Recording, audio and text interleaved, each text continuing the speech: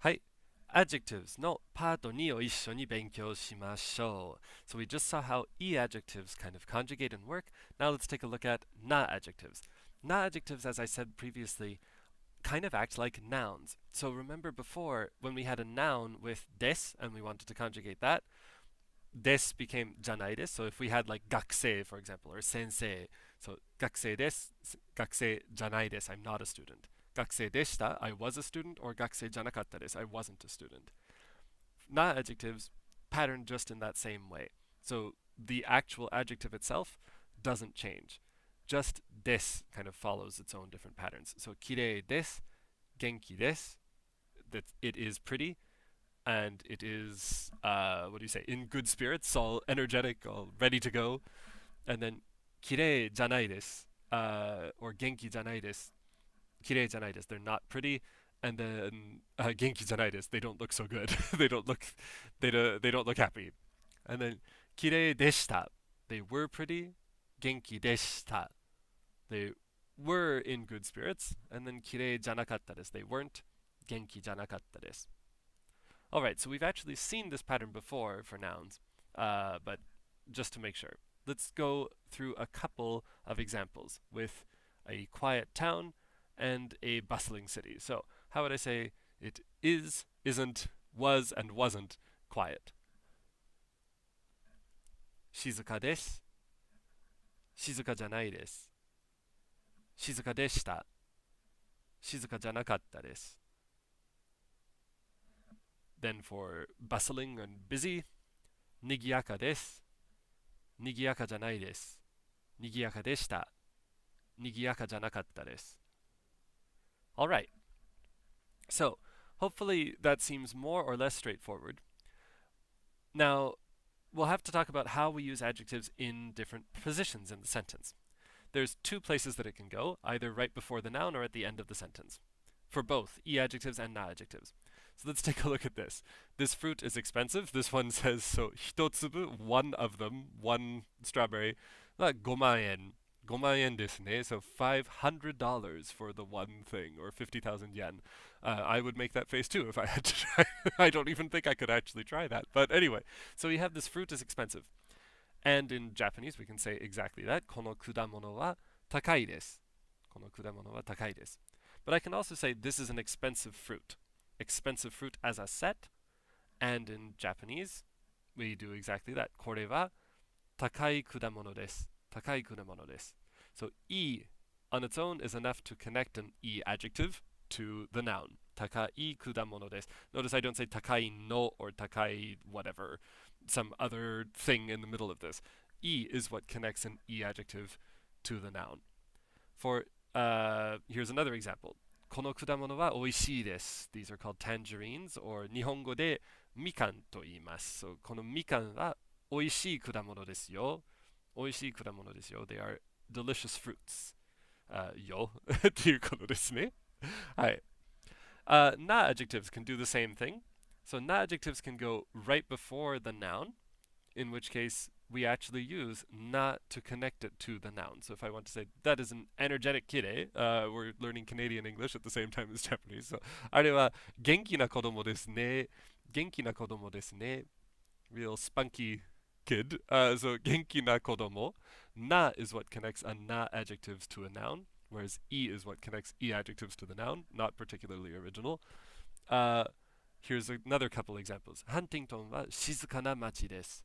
Huntington is a quiet town. So ハンティントンは静かな町です.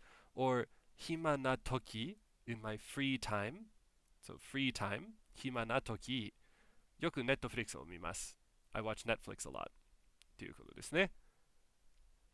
But at the end of a sentence, when it comes after the noun, if it's not connecting to anything, then we don't need na. There is no na. So that kid is energetic, don't you say? So あの子供は元気ですね. Just 元気ですね, not 元気なです. Right? 元気な, we only use na when it's in order to connect it directly to the noun. If it's at the end of the sentence, we don't need na. And that's the same thing for any of these others. So ハンティントンは静かです. 今、暇ですか? Are you free? はい、ということですね。今、right now、暇ですか? はい。では、The last note is a little bit complex. So if you've gotten to this point and you're pretty confident with everything, then good, you're pretty much good to go for the lesson 5 test. But this is sort of for people who are curious, how do I put kind of tense and negation in both of those positions?